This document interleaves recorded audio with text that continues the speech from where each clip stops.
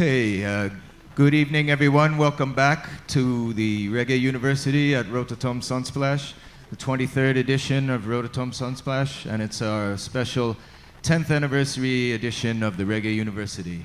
And we are very pleased and privileged to have with us this afternoon several special guest panelists who will help us to unpack some of the mysteries of Rastafari. And the title of this session is From Shashamane to BOBO Hill, Rastafari Realities in Ethiopia, Jamaica, and the World at Large. So if you direct your attention farther down that side of the table, we have with us Flako Tafari from Jamaica. He is the elect of records of the Nyahbinghi order. Next to him, we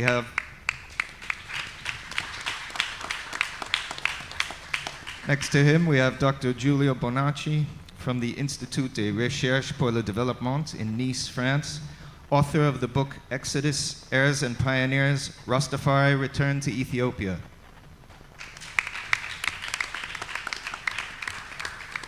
Next to her, you have Stephen Rudder from London, UK, director of the film 10 Miles Bull Bay. And next to Stephen, you have Giulia Amati from Italy, director of Shashamane, On the Trail of the Promised Land. Now, most of you are already familiar with our fellow panelists. Just a quick reminder, at the far end of the table, you have Pete Lilly and Ellen Collings, the joint editors of Rhythm magazine from Cologne, Germany. Next to me, you have Pier Tosi, a broadcaster and journalist from Bologna, Italy.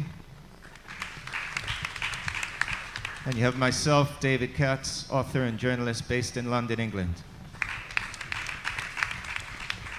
Now, we've just seen two extraordinary films about Rastafari, two very individual films looking at different aspects of the faith.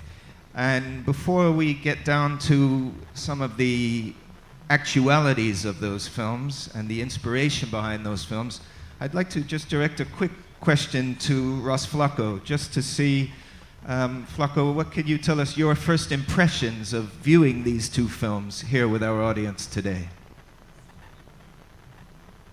I give thanks for the opportunity to speak. I give thanks to represent Nyahbinghi Asian Council, to represent the Bobo Shanti, and to represent the 12th tribe, which is the full mansions of Rastafari.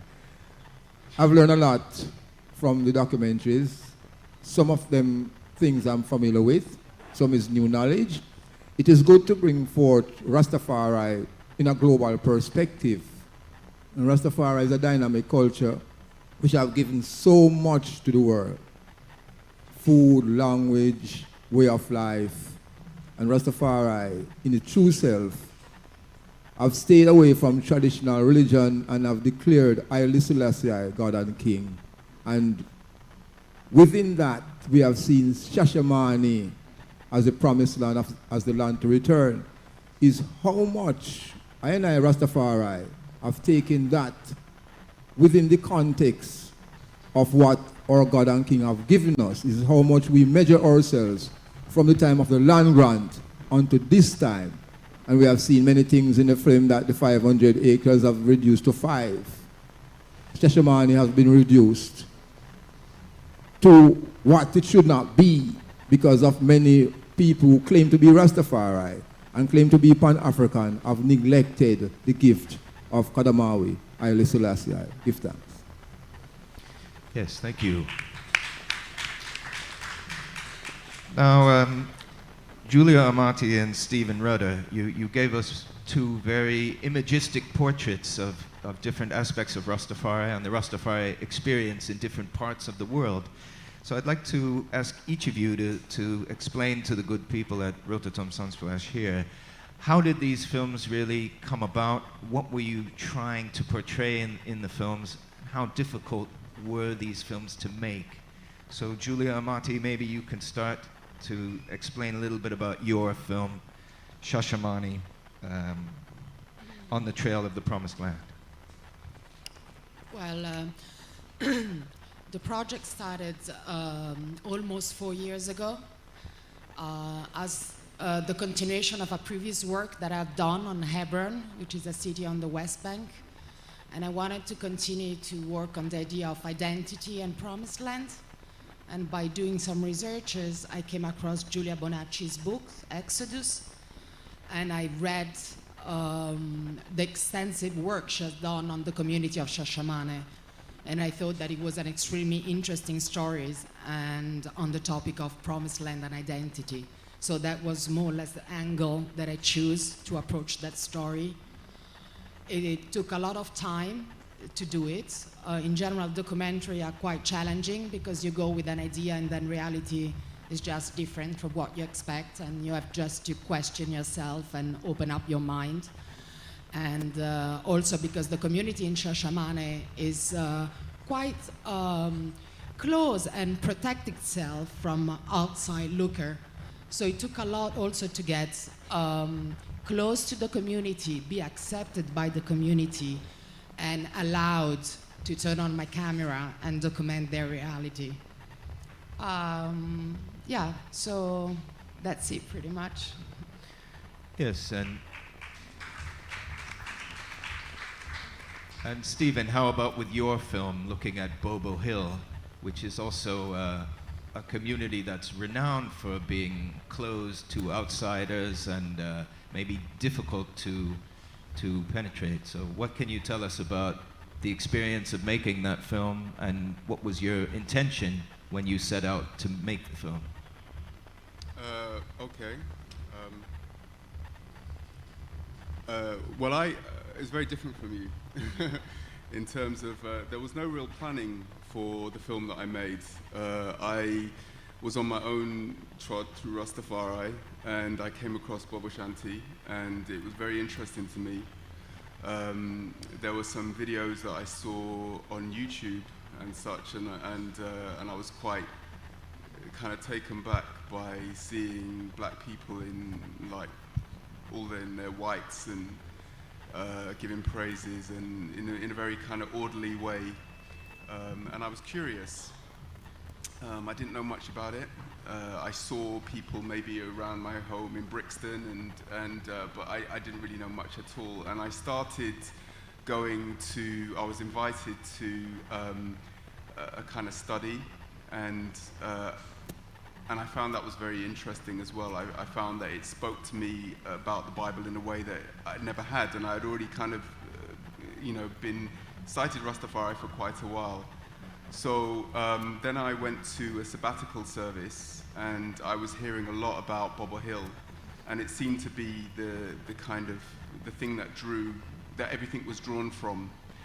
And I was going on a holiday actually to visit my family in Barbados, and with my wife, and I was having these conversations with her, and she said, "Well, why don't you go over to Jamaica when she comes back and spend a few days?" And I had already spoken to people, and apparently, when you go there for like months at a time, and I couldn't really spare that time because of my responsibilities and commitments at that time anyway.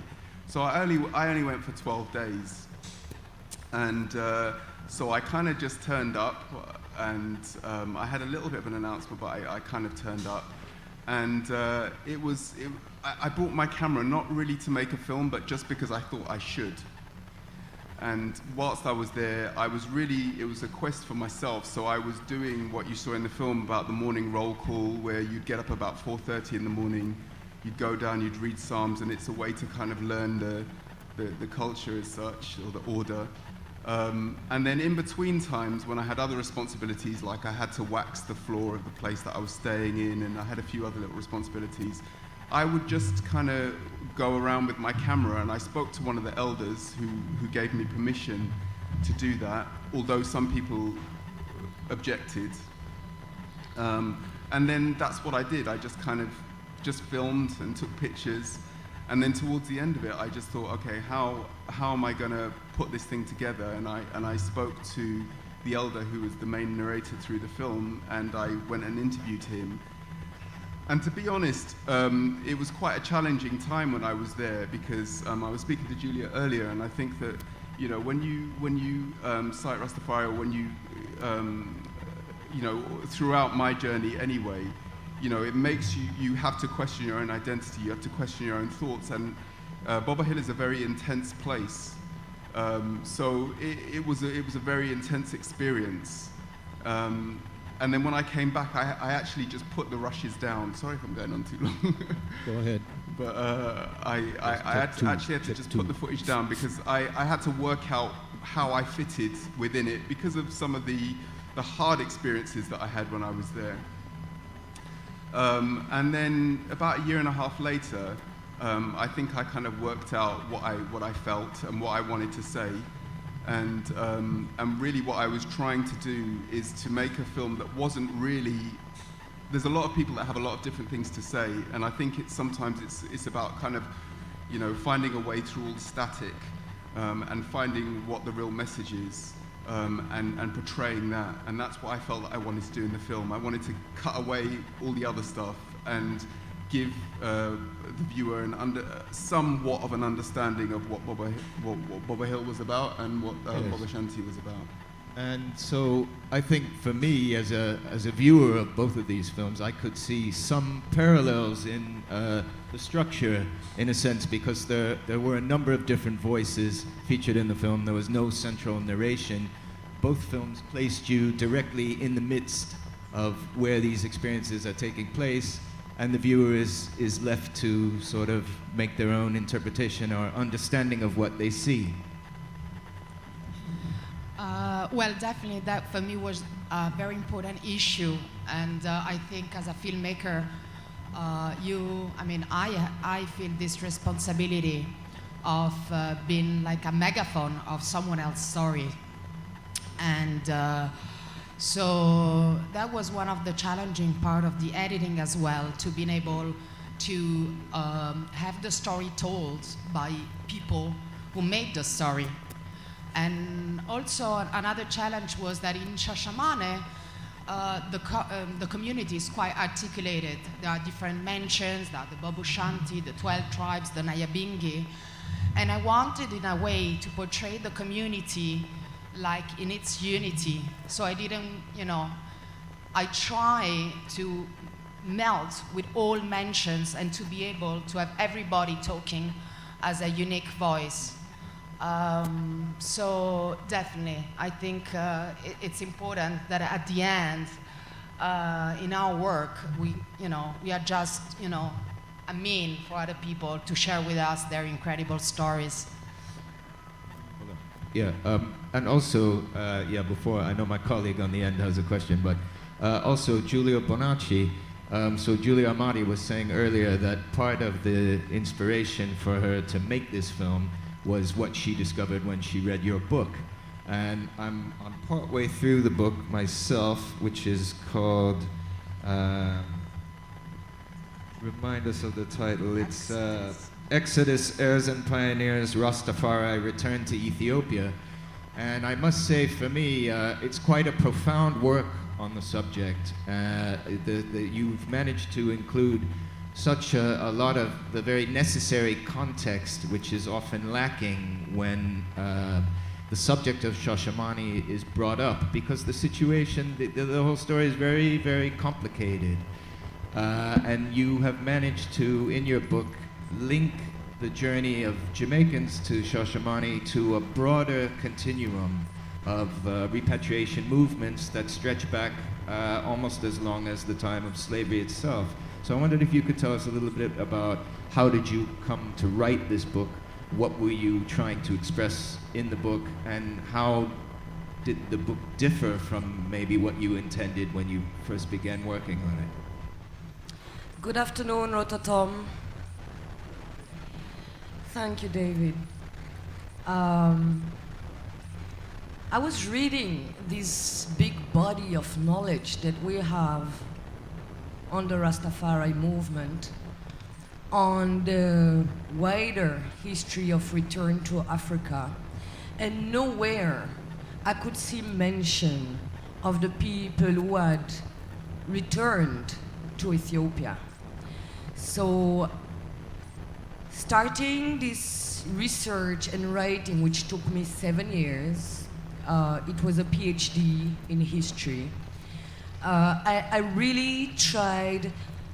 I never wanted to study Rasta, you know, and I really wanted to put the history of that community in the longer history of black people calling themselves Ethiopians, and not only that, but of those people who had actually came to Ethiopia, visited or settled in the country since the 19th century and the Battle of Adwa, where Ethiopians won against Italians in 1896.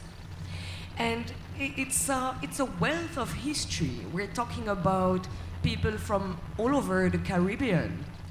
The first black man, in my records at least, to reach Ethiopia was Benito Sylvain from Haiti. And I looked for the connection between these early settlers in Ethiopia and the Shashamane settlers, as you know, the Rastafari community we know as of today.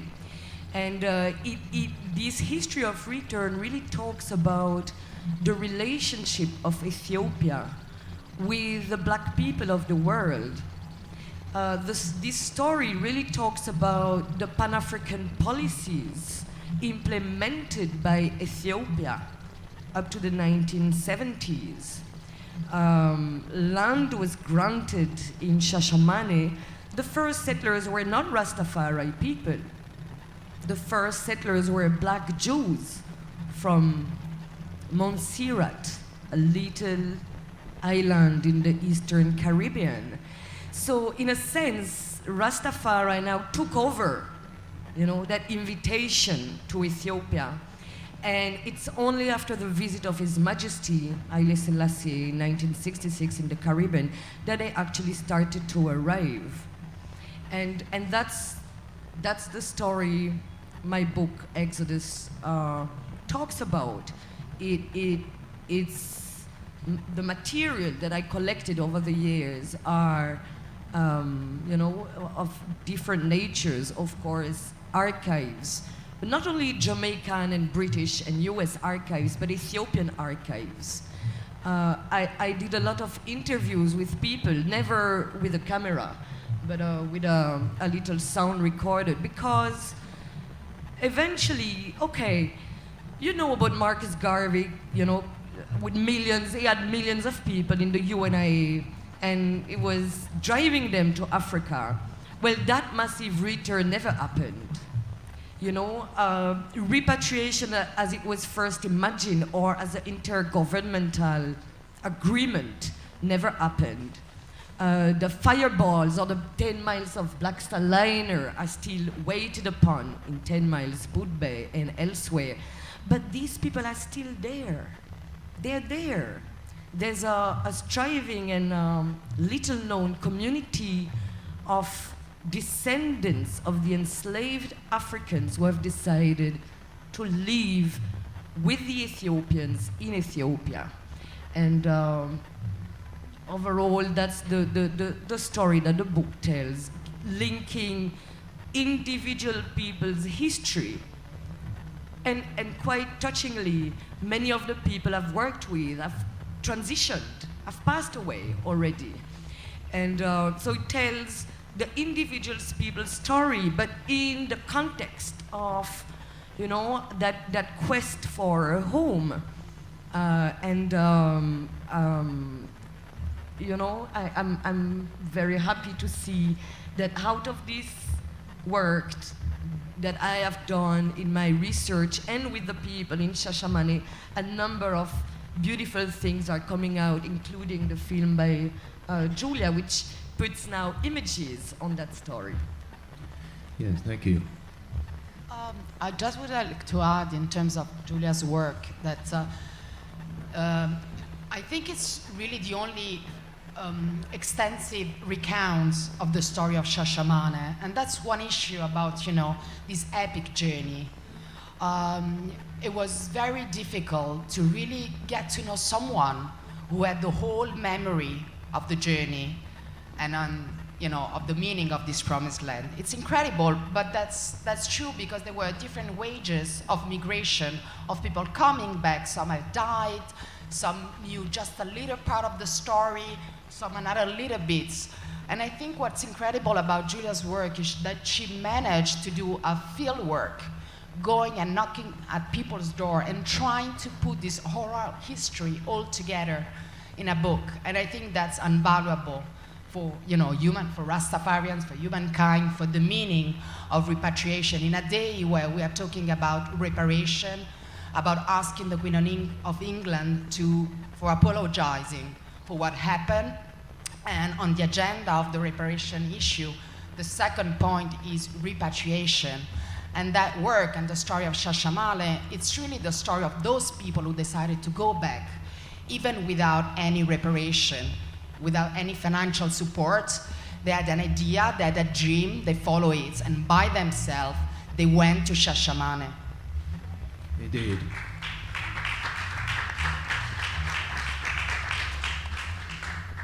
It's only a little question I want to put to Giulia Amati. I was wondering that you didn't use, or we didn't get aware of any names in the movie except for the one photographer. Then, I think his name was Derek Wishton, and I was wondering why you did that. It's only a small thing, but I was just curious. Sure. Yeah, that definitely was a choice. I had a lot of people watching the movie, and I discussed a lot about this thing you're asking me. So it was a conscious choice, and I made it because I thought that what I wanted the audience to feel, it wasn't that much to put themselves into a kind of understanding kind of mood, like, oh, I'm gonna listen to this person, that's his name, and this other person. But I wanted to try to have people feeling the time of the story, the choral meaning of that story, instead of paying too much attention to whom he was talking. I wanted just to be there, lost as I felt lost, and as some of the people in Shashamane feel lost, but at the same time hearing all these voices actively getting engaged in understanding pieces after pieces what was going on, and having at the end a feeling that it's just one voice talking, even if there are many people talking. I knew it was a little challenging because some people like a lot to give names and just be, driven to what they have to understand. But at the end, I thought it was more faithful to the David question before. To be respectful to the fact that I wanted the people from Shashamane to be heard as a community. And another question to Flako. I'm not sure if all the people are aware of the different houses of Rastafari, and maybe you can enlighten them. It's of course one voice, but still when we talk about different houses, so that the people can maybe get the understanding. Rastafari. Rastafari is very dynamic in nature. And Rastafari, or even Jamaican people, have gone through colonial struggle, and from that colonial struggle, we read the Bible for ourselves and come to our own conclusion. Whereas the Nyahbinghi are the true defenders of the faith, defenders of the throne room, the fire key ones, BOBO Shanti, Order of Melchizedek, Prince Emmanuel, Black Price in Fresh, the Lord's Servant, that I seen, BOBO Hill is a place. Well, when you look on the whole structure of houses and mansions, they are there for your choosing. In the real sense, what they are all Rastafari. It's a matter of choice, wherein you would say in modern society, Anglican, or Baptist, or Presbyterian denomination, but with Rastafari, it's a way that by choice, you can be a BOBO Shanti, a Nyahbinghi, and a 12 tribe. But in the real facts of it, you're Rastafari. And it does not make a difference because Haile Selassie is divine and God and King, but it's how, wherein you feel more comfortable with. I see. There are many principles of Bobo Shanti what Nyahbinghi does not conform to. There are principles of 12 tribes that nobody is conformed to. But that does not separate you from being Rastafari. So the dynamic nature of these mansions is Haile Selassie, God and King, none before, after. And that makes us one in spirit, mind and body. Jah Rastafari. I have a couple of questions for Giulia Amati about his documentary. One is there's very little mention of Bob Marley. There's this picture, and the impression is that maybe to put more Bob Marley in the documentary, maybe the documentary after that would have been more palatable, but your intention, it seems, to stay more focused in ordinary people. Is it true? Yes. Well, the first choice was to stay as much possible away from cliché of the Rasta culture. So, for example, there are no spliff in the movie because I didn't want to portray what people are expecting to see, but I wanted to hear the deep reasons that were motivating people to go back in search of their identity. And I was afraid that if I had focused too much on pop culture, then it will just have driven away the attention from that, especially because the people in Shashamane are used to cameramen coming for 2 days and just wanting that. So I had to work so much to get the people from Shashamane to understand that I would not turn on my camera if they would play that role. So actually, on the opposite, it took me so much to have them understanding that we weren't playing that game, and that I wanted to hear another story, the one that they're shy to tell to common people, to common foreigners. They come, they're used to see coming. I know that this makes the movie a little less commercial. And then with Bob Marley music, there was also an issue about rights, of course. And because of the production, basically I've done most of the work. I would have done, that would have asked me to do a long work in terms of getting in touch with the family, asking for rights, which was possible, but it would have made a completely different production work. So at the end, I asked myself, what is really important to you? I mean, if you really have to go to the essential of the meaning of the work you are doing, what is important? And I say, for me, it's important to tell the deep meaning, the reason why these people in Shashamane left, and what makes me feel that their story is really important to hear. And I remember once, I spent so much time, of course, to being able to film in public space like the tabernacle, the Nyahbinghi tabernacle, and it took a lot of time of reasoning, going there and talk and being denied, and finally I got permission. And that happened because one of the Nyahbinghi people who rejected my quest to film there, at the end he saw one of the trailers that I had done, and he said to the other people, I've never seen myself portrayed in regal vest. So in a way, I felt he was very happy that I was portraying that part of the story. And that's also how it was possible for me to get inside the community, because I felt that at the end, in a way, we created a bond and we could trust each other. And the second one, both you, Giulia, spent words about the memory, and your film have a lot to do about the memory. And through the pictures of this photographer from UK, you have some extraordinary views of the visual memory. So I'm wondering how you did, because it's shown in such a very natural way.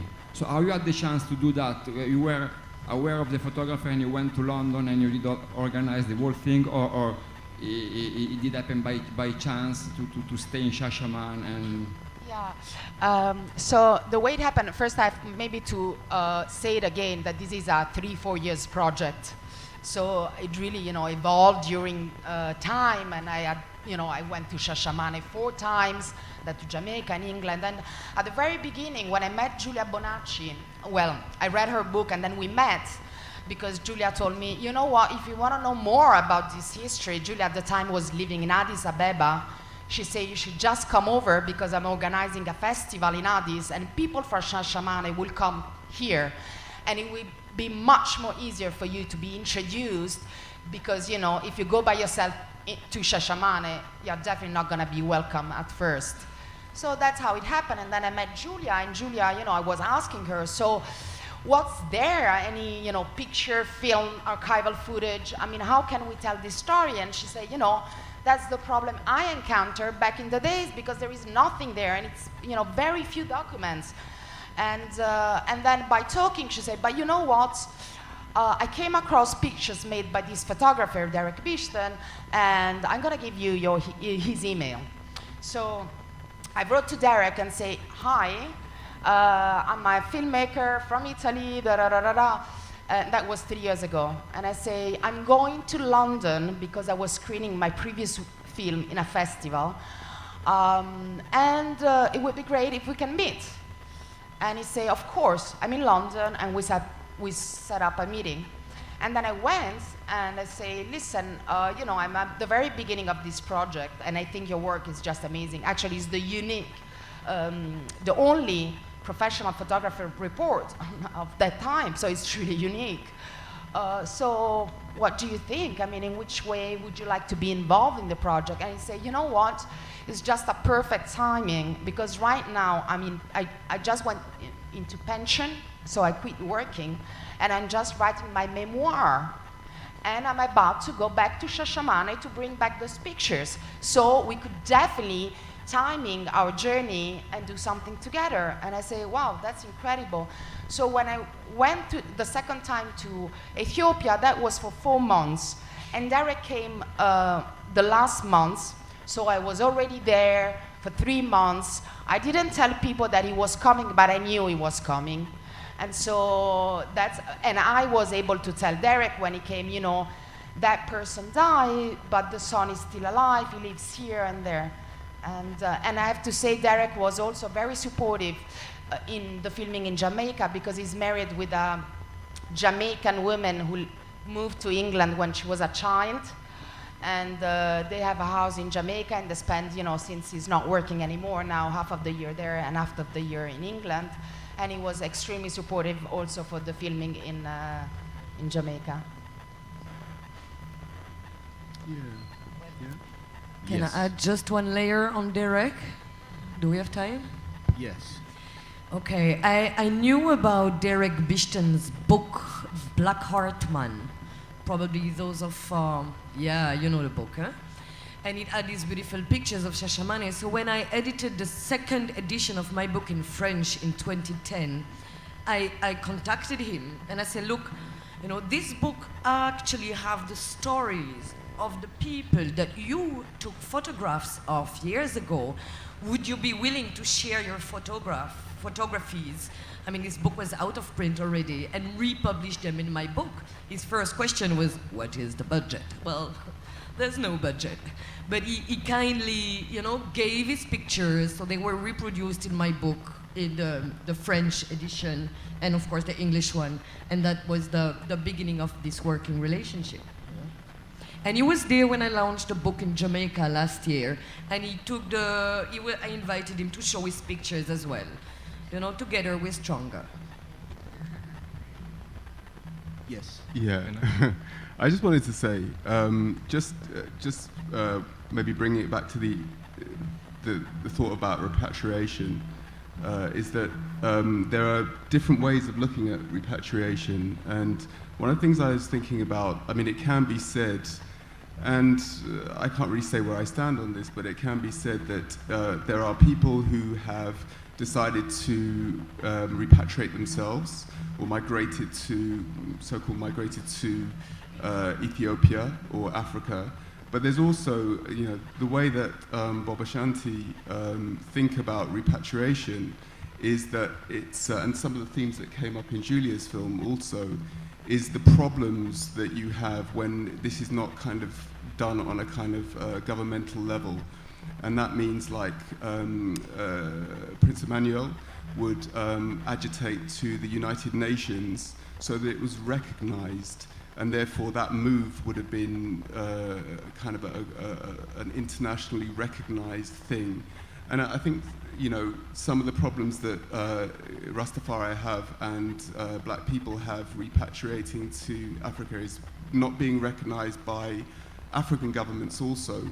So it's important to see that there are kind of two sides to the way to approach this, because many of the communities that have repatriated face a lot of problems because of the way governments might work or the way it's been done and so on. So I just wanted to say that. Yes, I think both those concepts came across quite strongly in each of your films. There's testimony from people in Shashamane saying, that you don't have the governments of Britain or Jamaica agitating on behalf of their citizens in Shashamane to enable them to actually obtain Ethiopian citizenship. And in effect, they end up in a kind of a stateless situation, those that have repatriated, which is, pretty shocking when you consider it. So I think both of those aspects came across quite strongly. Also, Stephen, I wondered if you could tell the people here a little bit about the previous films that you've done. And in terms of this film that you did at Bobo Hill, I wondered, how did you determine who it was that you decided to film or include in the film, especially since you were there for such a short space of time? Thank you. The films that I've done before, really, I go under the brand name or my company name, which is Quiet Voice. So a lot of the films that I choose to do are highlighting kind of seldom heard voices. I have done a lot of things for cultural institutions, for the bicentennial year, the abolition of the slave trade, where I did a film called This Is Your History. I've just recently done a film for the UNESCO, which is about contemporary artists in Ethiopia, and the struggles they kind of face as Ethiopia is kind of developing at such a fast rate, and how contemporary art needs to be included in that. So those are the kind of films I've made. Making this film, it was kind of interesting because I did face some opposition when I was at Bobo Hill, but interestingly, before I went, one of the best pieces of advice I had was to stick to the elders, talk to the elders. Because there are, in Bobo Hill, and I think throughout Rastafari, I think there's people that come for various reasons. And in Bobo Hill, what I am told and what I experienced myself, although I don't know the history of it, was that people come up to the hill now for various reasons. People might come because of the level of need, and because there's a universal kitchen. People might come for food. People might come because there's people from abroad, so they might come to kind of tap some tourists. So there's a whole lot of reasons, and I experienced that quite strongly when I was out there, and that was, I was going on a spiritual mission for myself, but people were seeing me as, some people, not all, were seeing me as Mr. Money Man. So I was asked very often for money, and quite regularly, actually. So the people that I chose were really the people that my spirit kind of took to more, and they tend to be the elders. So they would take me aside and talk to me and learn about me, and so when I was going around, I tended to, you trust your spirit, you trust your own your thoughts on people. Well, that's what I do anyway. Do you know what I mean? So when I was going there, I was meeting people, and naturally I would gravitate towards certain people.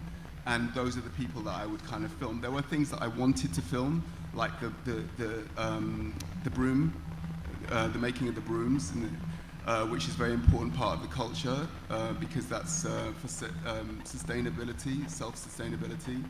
And there were other things I wanted to film, like I would have liked to film a Sabbath service, because that is, the whole order is around the Sabbath. But understandably, I wasn't allowed to film a Sabbath, so that was something that I just had to kind of work around. Okay, yes, and I think, again, we get a real sense of how life is centered around drumming and chanting and worship at the camp in a way that we might not conceive of when we see some of the more popular artists, music performers associated with the Bobo Shanti. You know, we see them jumping around on stage, and we would have no idea that the lifestyle is as it is in Bobo Hills. So I think you captured that quite strongly in the film. We're going to move to question and answer in just a few moments so that you good people here can put your questions to the panel. But I know that my fellow panelists have some other questions to put to the guests first. So. Yeah, I have one question regarding the identity of the Rasta community in Shashamane, because as David already pointed out, quite a few of the interviewees expressed their desire to be legally and also socially accepted. But at the same time, I noticed all of them, even like small children, spoke English or Patois, but I didn't hear any Amharic or any other local language. And also the life kind of looked very from what I know from Jamaica. So the question is, do they speak Amharic and do they adopt the Ethiopian lifestyle? Well, undoubtedly, the people who live there speak enough Amharic to go along. And now the children speak everything. You have children and they speak a mix of Patois, Amharic, Oromifa, which is the majority language of the people there in Shashamane, and they actually can speak the whole of 3 languages together in a way that no one else can understand them. So, you know, I mean, it's a question of integration. The thing is that these people who have settled in Shashamane, it's because they're Rastafari to the bones that they actually can reach there. You know, so why would they abandon who they are once in Ethiopia? Now, I have no, you know, integration has many faces, and economically speaking, you know, one of the key questions is not only how to arrive, but how to survive once there.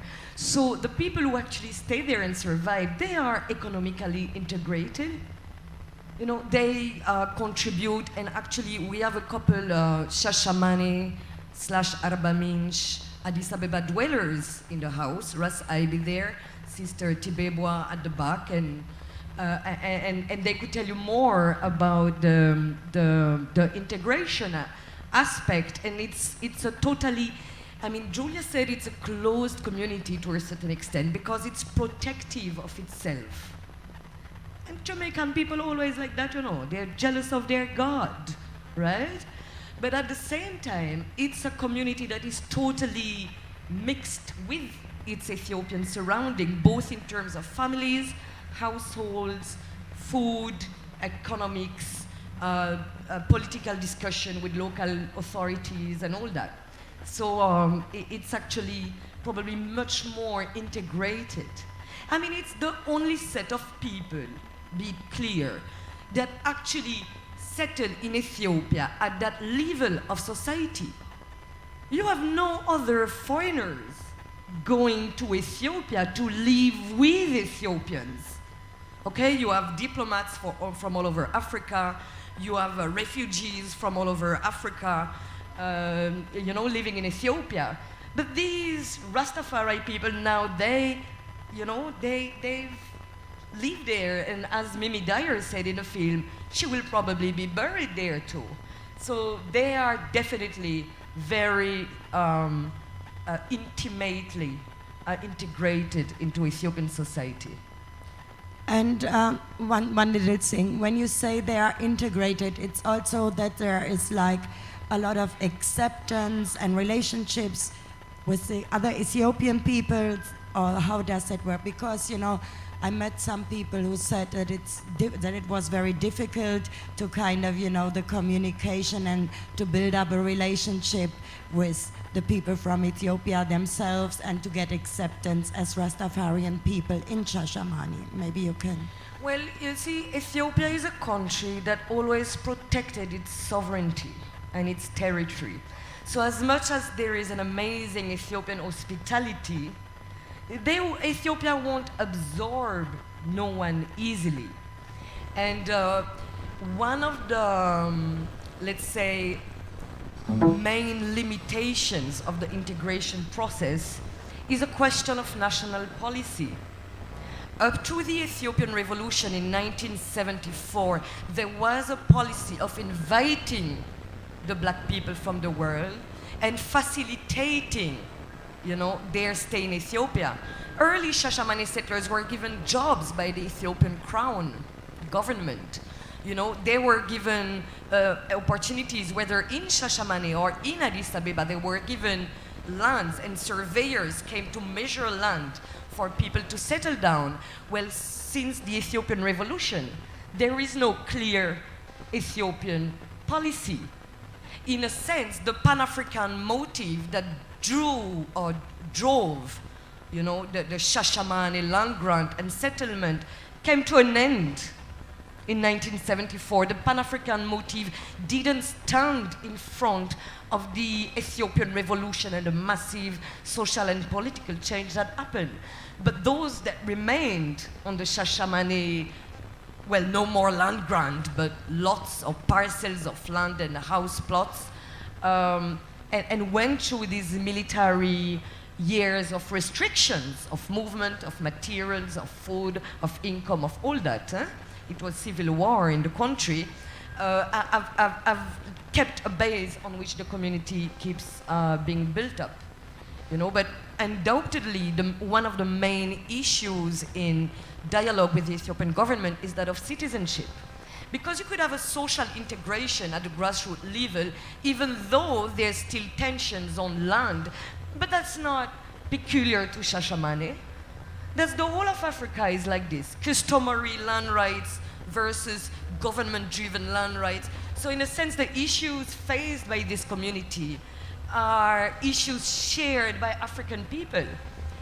Health and land and all that. So integration is complex because we are in a country in Ethiopia where 60% of the population is under 25 years of age.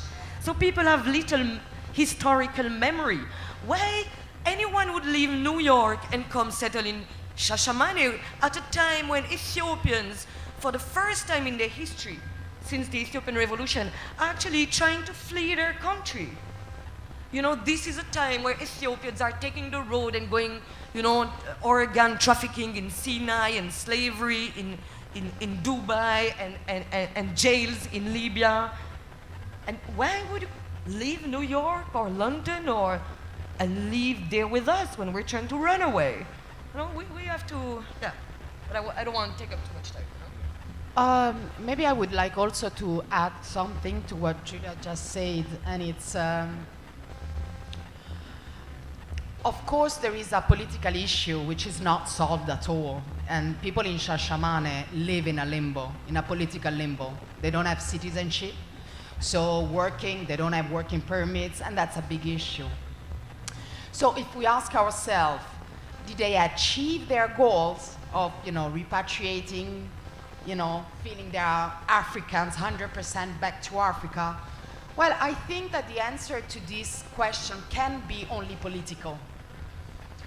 And it's also, revolution can be done on paper, but sometimes they are just done. And the fact that those people moved to Shashamane, and you have a second, third generation of people that were born from mixed marriage with Ethiopian women, then you have a children who doesn't have the right yet of the citizenship, but who already speaks Amharic, never experienced discrimination, was not brought in a context where he would feel, inferior. That's already something that happened, even if politically the achievement is not reached yet. In a way, it just happened. And for the third generation, it's even easier. Maybe for the fourth generation, they would even forget that they come from the West and the memory of the journey made by the family. So I think there are different ways to look at this story. Definitely there is an issue of integration, and it's not easy to go back to Africa. In Ethiopia, the language Amharic is one of the most difficult languages, and just reintegrate in one generation. But, you know, it's difficult for everybody who has moved somewhere else. I mean, even, you know, people from Germany who moved century ago to America and now they want to come back to Germany, I mean, they would have the same issue. So I think there is a political issue, but at the end, there is an individual choice that has been made there of individuals who have made a decision so deep that they are ready just to go and have to pass on to their children the sacrifices they have made. And then, you know, everybody made his own choice in life. And Okay, so Can I just, sorry, David. It's not, We're- it's we're- about individuals, but it talks as well about Rastafari organizations. And that's what the Shashamane story tells as well, is how eventually Rastafari were able to organize themselves in order to fund and fulfill the return. yeah, I think, you know, again, the very complex nature of the topics that we're talking about, I think they really come through quite strongly in each of these works, the two films and the book.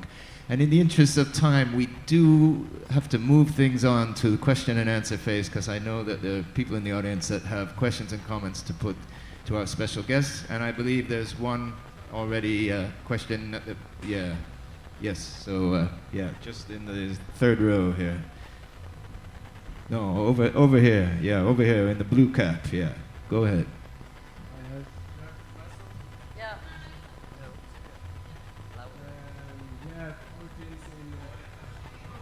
Closer, like this. Yeah, straight in front of your face. Yeah. Closer, even closer, like this. Perfect. I have origins in Senegal and Switzerland. So my father is from Senegal, and my mother is Swiss. And I live in Switzerland, and I have friends from Ethiopia and East Africa. And I tend to make the experience that people from East Africa are not so closely related to the history of slavery.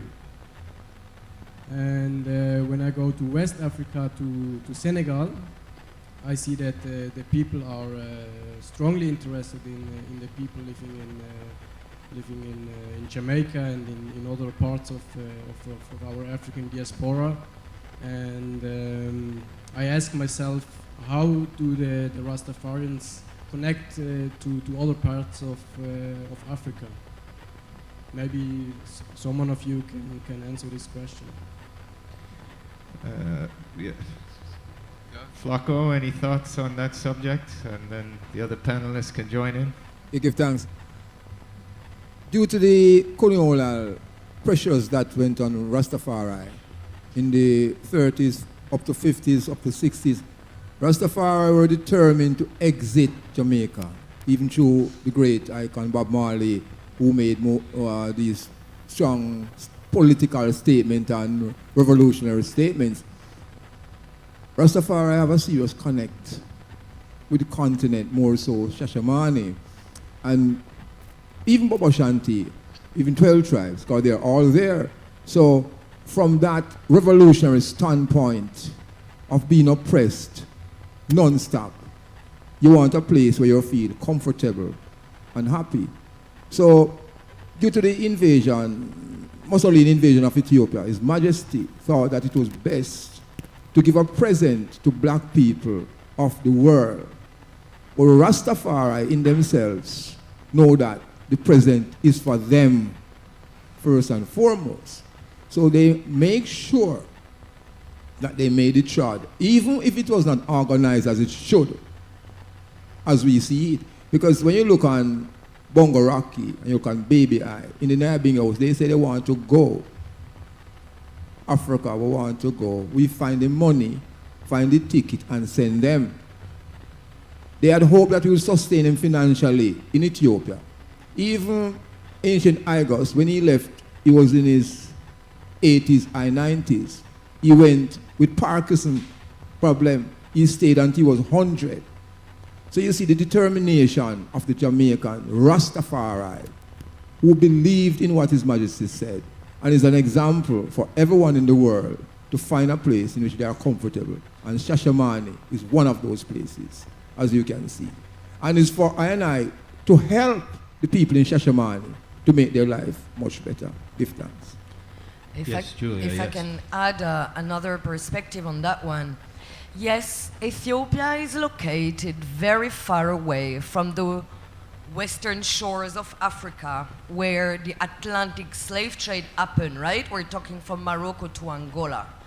Still, Ethiopia is very central in the East African slave trade, which spanned over hundreds of years, and you know, through which you had black people going into the whole Middle East and India, and that's what we call the Indian Ocean slave trade. However, you know, Ethiopia, okay, was not an actor of the Atlantic slave trade, but since the 17th century, Ethiopia, the word Ethiopia, has meaning for black people in the Americas. Ethiopia was at first an idea, a concept, a black identity to be found in the Bible. The Bible talks so many times about Ethiopia, not only as a territory, but as a black people and a lineage. And so that's in the long historical span, that's a very strong relationship, because with this word Ethiopia now, black people in the Americas, they built churches, they built organizations, they built newspapers, they built social networks, they built these around the name Ethiopia because they identify themselves as Ethiopians, the only black people mentioned in the Bible. And with the Battle of Adwa in 1896, this Ethiopia, biblical, mythical Ethiopia, becomes tangible, becomes an East African sovereign country in the midst of colonialism. And since that time, Ethiopia promoted Pan-African policies addressed to these black people in the Americas. So that's where you have a long historical connection of black people in the West with Ethiopia, a work of the imagination and a work of the social organization meeting with the political work of contemporary Ethiopia. Thank you very much for your answers. I've come to a realization that is it still working? Oh, yeah, like this. That's better.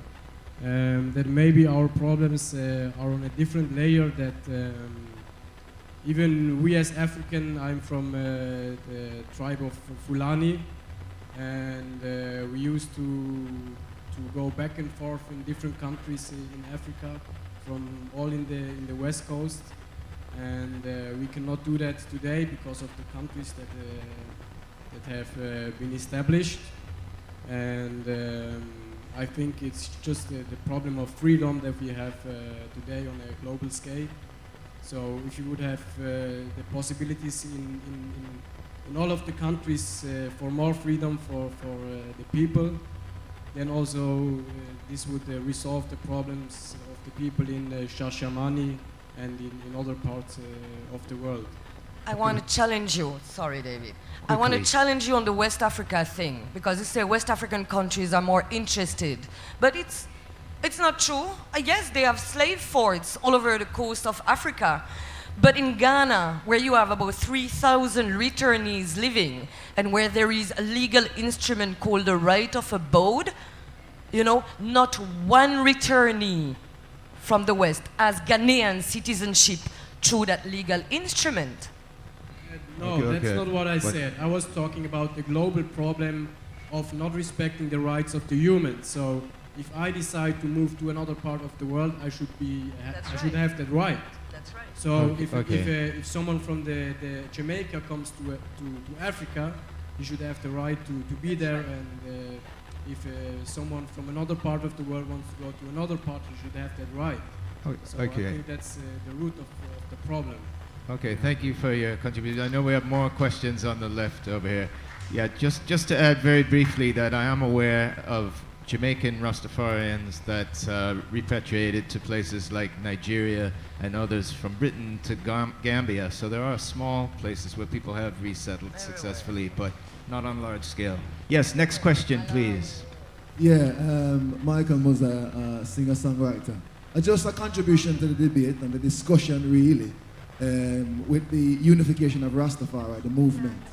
Just to say to the listeners and the viewers and everyone that Rastafari was the oneness in Pinnacle. Is after the disbursement of Pinnacle, you have BOBO, Shanti, and 12 tribes. So I just want people to know that in the original state of Rastafari movement, it was a oneness. And until we come forward to that oneness, then we're going to start have a form of solution. Until we're kind of divided as we are, we're going to continue have that problem. So just want people to know that Rasta was originally a one movement, not 12 tribe, BOBO, Shanti, Nyahbinghi, and all the different houses. See? Bless Rastafari.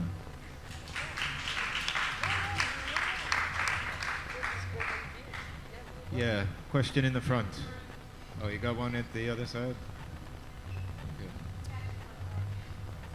Okay. I give thanks to the panel for their works. Okay. I'm coming from a perspective, I was born in the UK.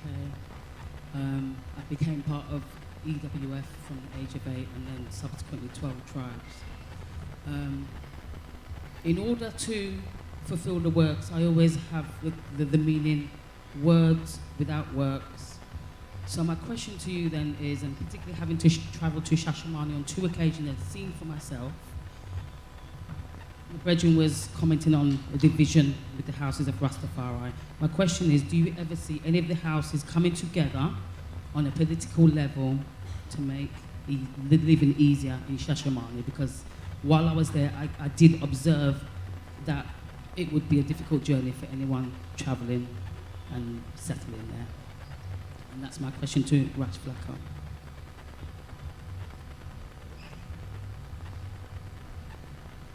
I give thanks.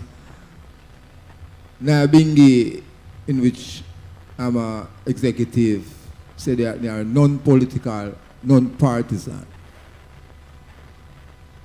But when you look on what Haile Selassie have given to the world, it's serious politics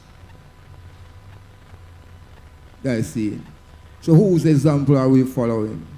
Are we going to follow the teaching of His Majesty and talk to government about our own affairs?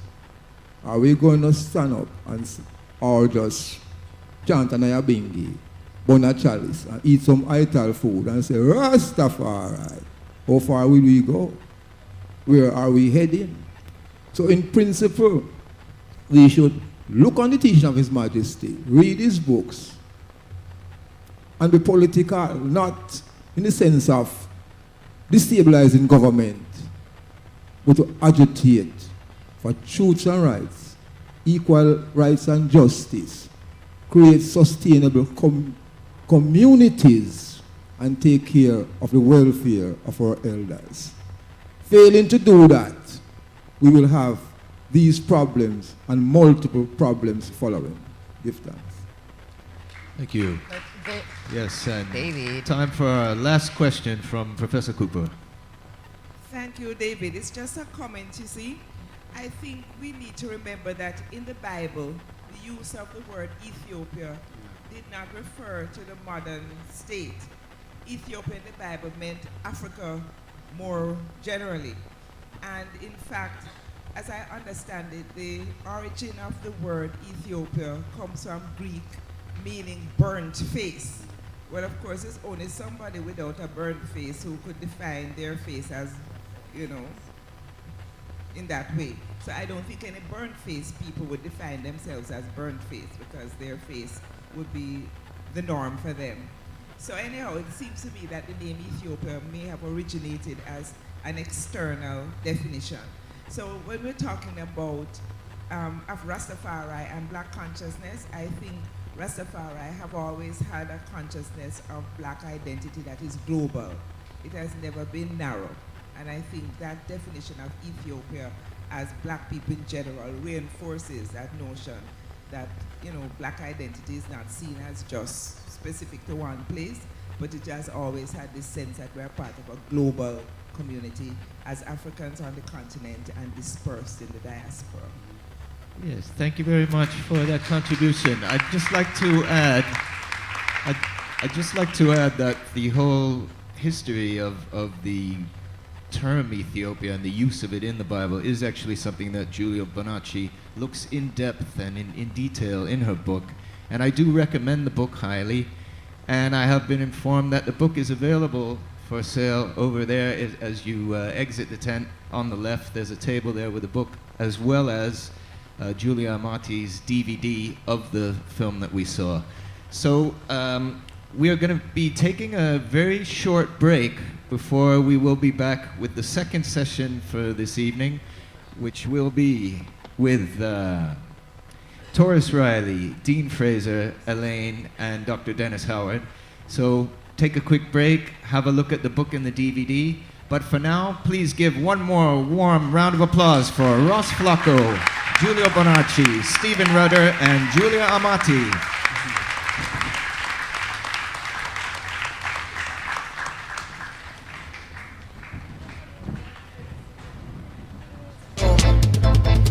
Free, Rototom, free. Rise and be free.